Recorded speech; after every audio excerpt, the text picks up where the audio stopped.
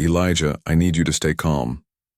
The sterile scent of antiseptic filled the hospital room, but nothing could erase the weight of what had just been said.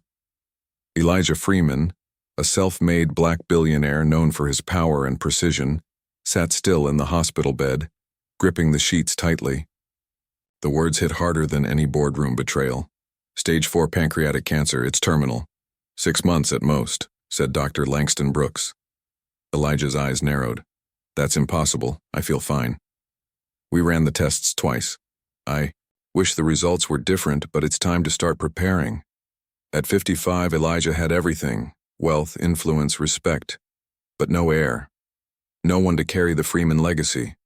The thought of his empire falling into the hands of greedy relatives and strangers made his blood boil. There has to be something you can do.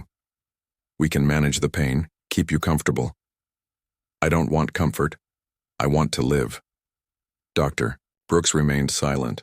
Elijah's chest tightened. For the first time in decades, he felt powerless. Back at the Freeman estate, Amara Johnson placed a tray of juice on the dining table. She had worked for Elijah for 8 years and never seen him like this. He usually walked with quiet power, but now he sat slouched in his leather chair, distant and troubled. "Sir, are you all right?" she asked gently. He looked up, his eyes hollow. "They told me I have 6 months to live."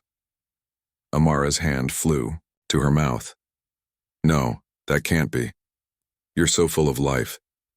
Cancer doesn't care how alive you feel." He leaned forward, rubbing his temples. Amara stepped closer. "I'm so sorry. Is there anything I can do?" He looked at her with intensity. "Yes, there is." She blinked. "Anything. Just say it. I need an heir. Someone to carry my name. My legacy." She stood still, confused. Then he looked directly into her eyes. "I want you to give me that child." Amara froze. The room felt smaller, the air suddenly too thick to breathe. "What did you just say?" she asked, her voice low. Elijah stood, his eyes locked onto hers. "I want you to carry my child. I know it sounds sudden, but I don't have time. 6 months is all I've been given." She took a small step back, trying to steady herself. "Sir, I don't understand. Why me?" "Because you're the only one I trust." His voice was steady now, edged with desperation. "You've worked here for 8 years. You've never crossed me, never taken advantage, never sold me out.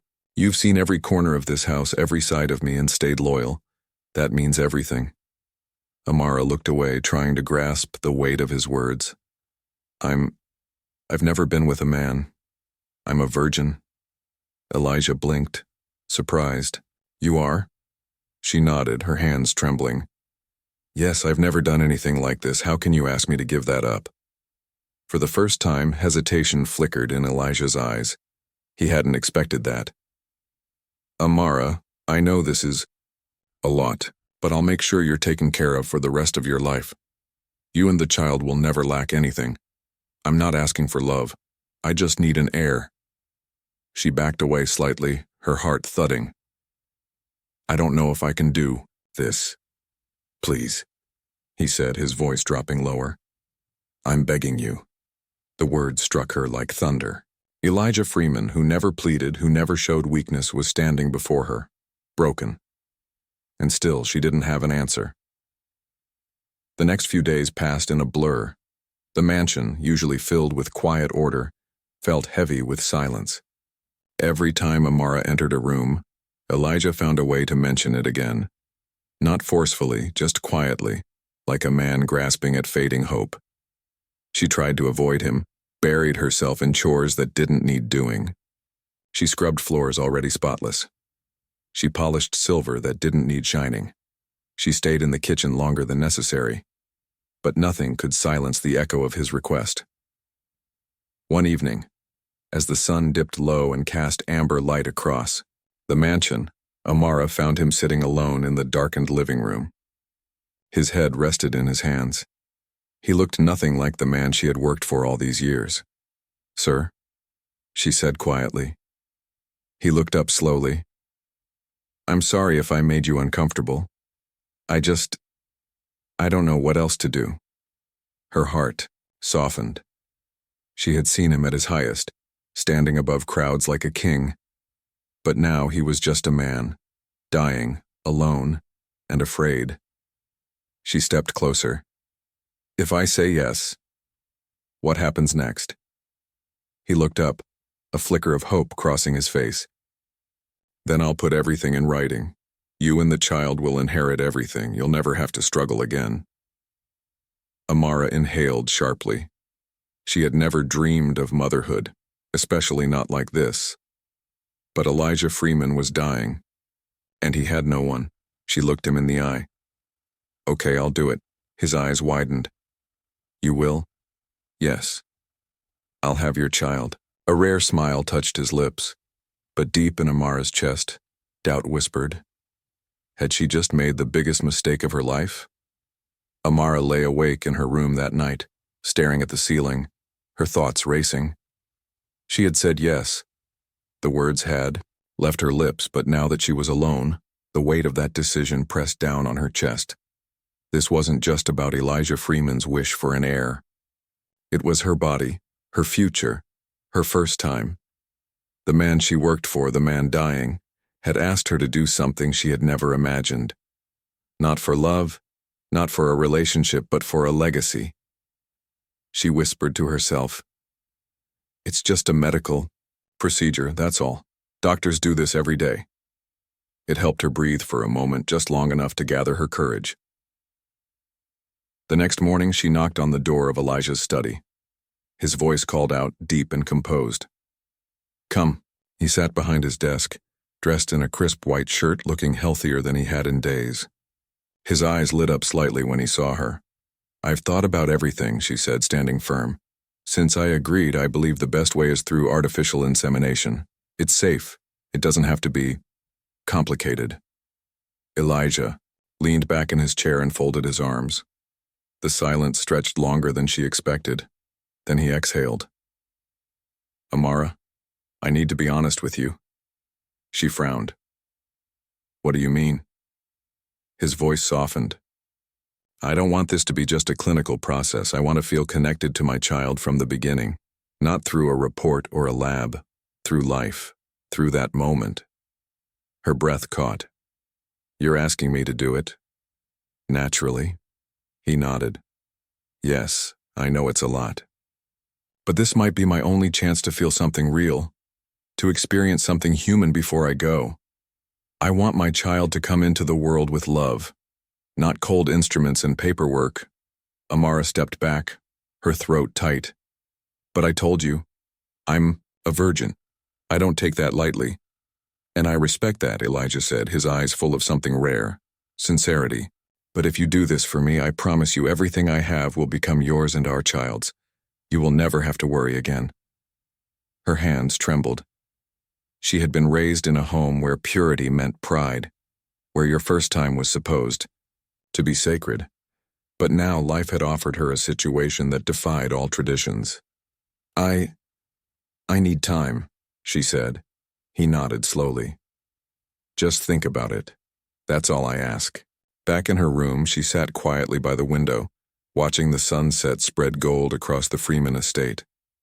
So many memories of Elijah flashed through her mind. When her mother had fallen ill, and they couldn't afford surgery, it was Elijah who paid the hospital bill without being asked. When her younger brother was at risk of dropping out of school, Elijah quietly covered the tuition, and he never once reminded her, never once used it against her. He had always treated her like more than a maid, like someone who mattered. That evening, she found him sitting quietly in the study, his eyes on the horizon, deep in thought. When she stepped inside, he turned to her. There was hope in his eyes, but no pressure. I've made my decision, she said, her voice steady despite the fear. He sat upright. You have. I'll do it, but not because of the money or the inheritance. I'm doing this because you've been good to me and my family. You've shown me kindness I never expected. This is how I give back. Elijah's lips parted, but for a moment, no words came. Then he whispered, I don't know what to say. Just promise me one thing, she said, that no matter what happens, you'll be honest with me. A child needs more than a name or money. They need love. They need a future. He stood and walked closer. I promise. I'll love this child with everything I have left. And I'll never make you regret this. Amara nodded. Her life had just changed forever. Amara stood in front of the mirror, staring at the silky nightdress Elijah had given her. It was soft, delicate, unlike anything she had ever worn. Her fingers trembled as she traced the fabric. The decision had been made, but her nerves refused to settle. She had never imagined her first time would be like this. Not with love, not with courtship, but with purpose. And yet it wasn't about duty anymore. Not entirely. She had seen the desperation in Elijah's eyes, but also something gentler, something vulnerable. A knock at her door pulled her from her thoughts. Amara. Elijah's voice was calm. Careful. She opened the door.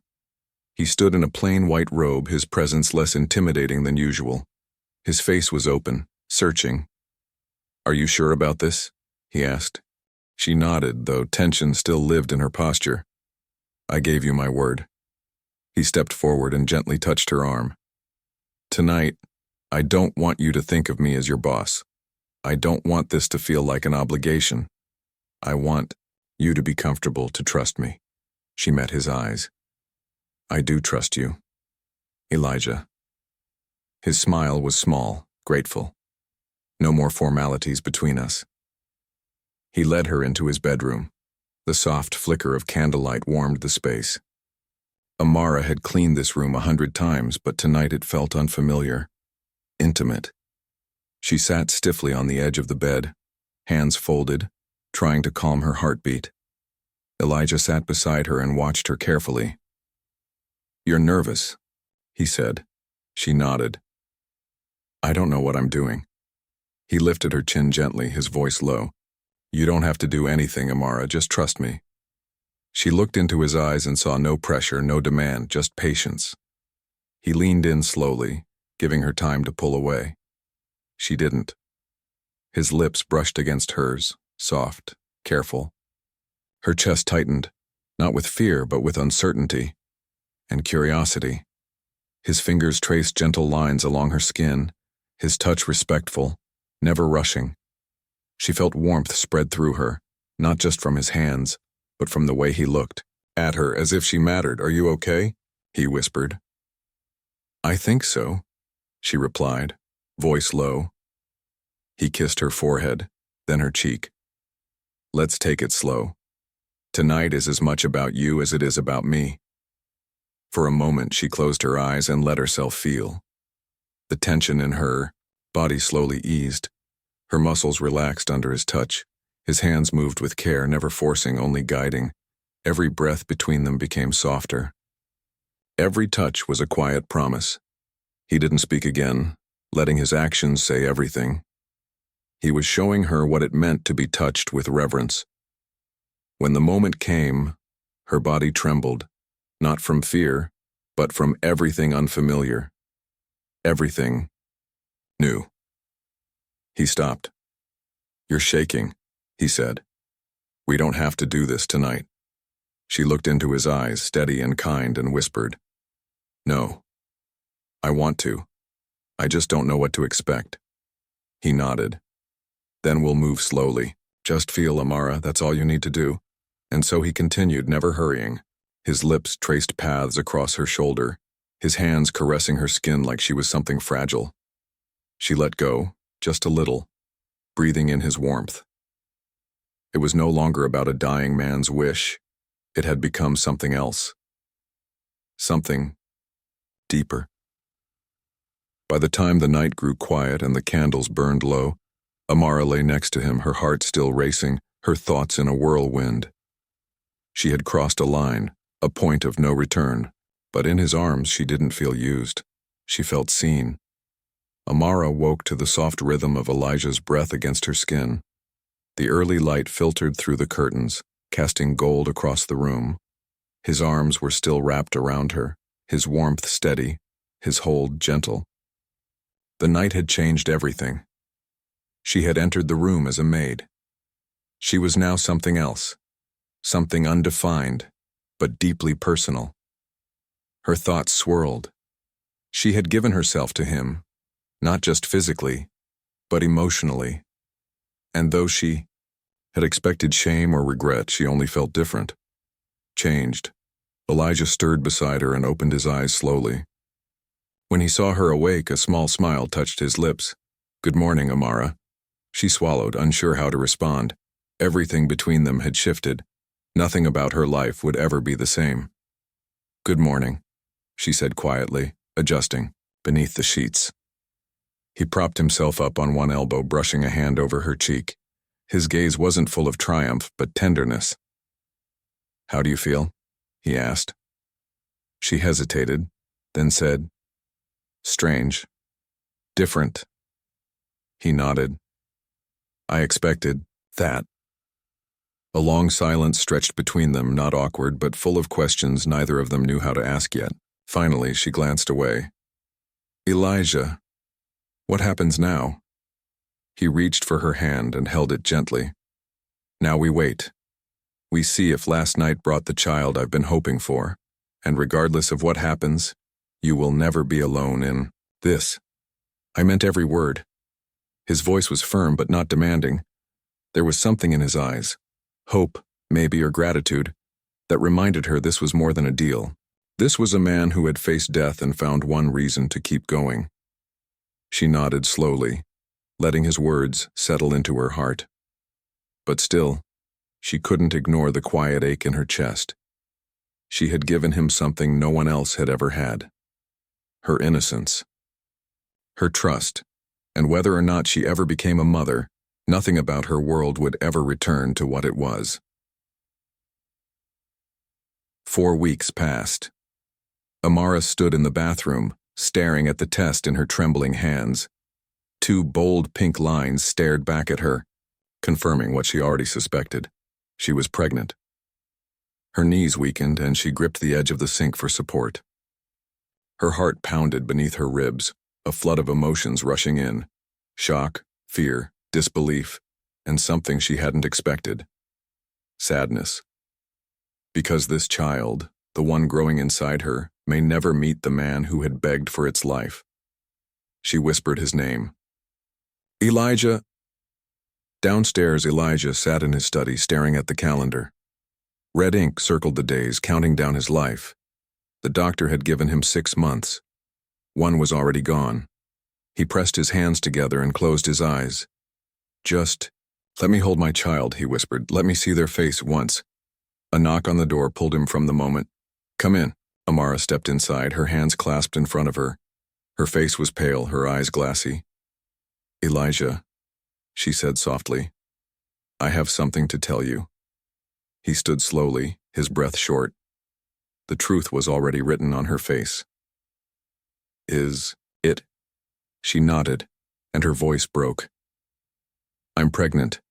A choked sound escaped his throat as he stepped forward and cupped her face in his hands. "You're carrying my child?" "Yes. We're going to have a baby." His arms wrapped around her tightly, his forehead pressed against hers. He laughed softly, shakily, overwhelmed. "Thank you, Amara. Thank you." She held on to him, feeling his body tremble. It was the first time she'd seen him cry, but beneath the joy, she saw the fear in his eyes. She knew what he was thinking. Would he live long enough to meet their child? He stepped back and looked at her, his voice steady but low. "No matter what happens, I will make sure you and this baby are taken care of. I promise." She believed him, but promises couldn't hold back time. And every beat of her heart carried both hope and dread. 5 months passed. Amara sat beside Elijah on the couch, her hand resting on her rounded belly. The weight of the baby inside her was growing, and so was her worry. Elijah sat close, his body thinner than before, his face more drawn. Every step he took was slower, every breath seemed to carry more effort. But his eyes, when they looked at her, still held light. He leaned gently against her shoulder, his fingers tracing soft circles on her belly. Can you believe it? He murmured. Only 4 months left before I meet our child. She tried to smile. You'll be here, Elijah. You'll hold our baby, you have to. He closed his eyes, the corner of his mouth lifting in a peaceful smile. I'm fighting every day, Amara. But you give me a reason to keep going. She looked at him, her heart swelling with something deeper than gratitude. This wasn't just the man who had once frightened her with his presence. This was the man who now whispered to her belly every morning, the man who traced dreams onto their future with words too soft for anyone else to hear. Elijah, she started, voice unsteady. I think I'm falling in love with you. His breath caught. He turned toward her slowly, gently cupping her face. You have no idea how much I love you, Amara. His thumb brushed her cheek. The moment stretched between them, simple, quiet, but filled with meaning. As she rested her head against his chest, she knew that something had shifted again. What began as a request to create an heir had become something neither of them could name, but both of them felt. In that silence, Amara made a vow. She would fight for him too. For him, for their baby, and for the love growing stronger between them each day. Amara lay on the hospital bed, her hand entwined with Elijah's. The gel on her belly was cool, and the quiet hum of the ultrasound machine filled the room. Elijah sat beside her, his grip steady, but trembling. Every appointment was a miracle to him. Another day he was still alive, still breathing, still holding on. Dr. Langston Brooks adjusted the monitor, his expression calm. Let's take a look. The screen flickered, then stabilized. In that moment, 2 distinct rhythms filled the room. Ba-dum, ba-dum, ba-dum, ba-dum. Amara frowned. Doctor, is that 2? Dr. Brooks smiled. Yes, 2 healthy heartbeats. Congratulations. You're having twins. Elijah's mouth parted, his hand flying to his face. Twins? Amara turned toward him, stunned. We're having 2 boys? Yes, the doctor confirmed. 2 baby boys, growing strong. Elijah let out a shaky laugh, one hand gripping Amara's tightly, the other wiping his eyes. Twins. I asked for 1 miracle. God gave me 2. Amara blinked through tears. You deserve them. He shook his head, still in awe. I don't know what I did to deserve this kind of mercy. Dr. Brooks adjusted the screen, then smiled reassuringly. Only 1 month left. And from the way Elijah's doing, I believe he'll be here to welcome them. Elijah nodded, emotion choking his voice. I will. I have to. As they left the hospital, Elijah glanced at the sky, his fingers laced with Amara's.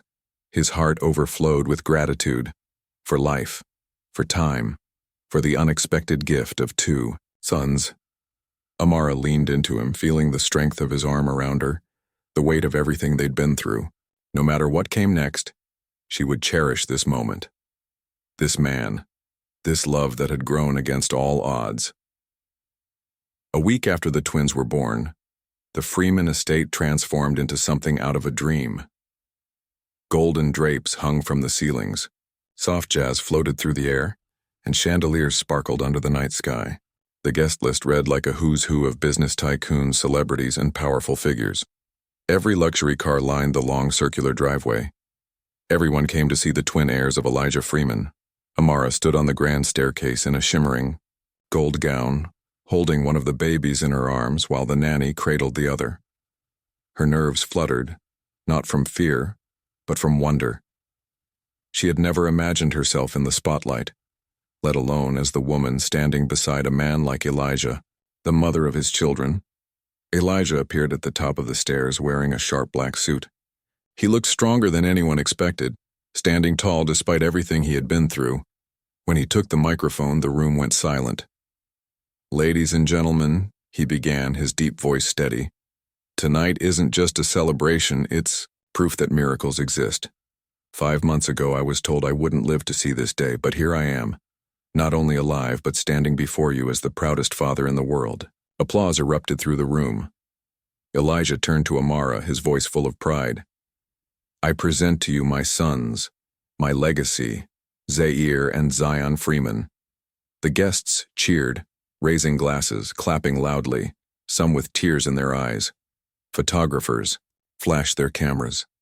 Champagne poured like rivers. Amara watched Elijah as he looked out over the crowd, holding his sons proudly. He had defied the doctors, defied the timeline, defied the odds. And now, with their children in his arms and love in his heart, he stood like a man who had already won. And for the first time, she truly believed. Maybe love was stronger than death after all. Morning sunlight streamed through the large windows of the Freeman estate, casting a golden glow across the living room. Elijah sat in his favorite armchair, cradling his twin sons, Zaire and Zion. Their tiny hands clutched his shirt, their breathing soft and rhythmic, matching his. He looked down at them with quiet awe. My boys, he whispered, you are my greatest blessing. In the kitchen, Amara hummed gently as she warmed their bottles. She had never known a peace like this. Motherhood wrapped around her like sunlight. Love had bloomed in the most unlikely place, and against every prediction, Elijah was still with them. When she returned to the living room, the warmth in the air suddenly shifted. Elijah sat still, too still. His head was slightly tilted, his arms wrapped securely around the babies, his expression peaceful as if he had simply drifted into sleep. But Amara knew. Elijah, she called softly, walking closer, her voice trembling. There was no answer. Her heart began to pound as she knelt beside him, reaching out with shaking hands to touch his face. His skin was cool. Elijah, please. Her voice cracked as she gently shook his arm. Still no response. Tears welled in her eyes as the truth settled over her like a storm cloud. He was gone. No. No. No, no. Elijah, please don't leave us, she sobbed, her body shaking as she gripped his arm, trying to hold on to him. The babies stirred in his arms, their soft whimpers the only sound in the room. Even in death, he had held them gently, protecting them until the very last breath. Amara rested her forehead against his, her tears falling onto his skin. You said you'd stay. You said you'd fight. But then she remembered his words. I just want to live long enough to hold my child. And he had. He had lived long enough to hold them, to name them, to love them. Through the tears, a quiet strength rose in her chest. She took the babies gently from his arms, holding them close. I'll take care of them, Elijah, I promise. As she looked into their eyes, she saw him, his smile, his strength, his love. Elijah Freeman was gone, but his legacy would never fade. Not from their home, not from their hearts, and not from the lives of the two little boys who would grow up knowing exactly what kind of man their father was. The story had begun with death closing in, but it ended with life, love, and a promise that would live on forever. Sunlight filtered gently through the curtains of the Freeman estate. The air inside was still and warm, like the hush before a sacred moment. Elijah sat in his favorite armchair, wrapped in a soft blanket, cradling his sons, Zaire and Zion, against his chest. Their tiny breaths matched the slow rhythm of his own. Each day he grew a little weaker. His steps were slower, his voice softer. But his eyes still carried fire. He watched the boys like they were his whole world, memorizing every blink, every sound, every stretch of their small arms. Amara moved quietly around the room, never far.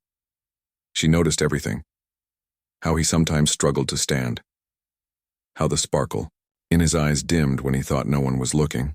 She brought him tea he barely touched, meals he didn't finish, but he never complained. He just smiled and asked to hold the boys. One afternoon she found him humming softly to the twins, their heads tucked under his chin. He looked up when she entered, his smile tired but real. I don't know how much time I have left, he said, but I've already been given more than I deserved. She sat beside him, resting her hand on his arm. You gave them everything, Elijah, and you gave me everything too. He reached for her hand, his grip light. I was supposed to leave this world alone, bitter, empty. But now, I've got a family. I've got peace. Amara blinked back tears. You're not going anywhere. Not yet. Elijah didn't argue. He just looked at her, memorizing her face, the way she looked at him with care and love.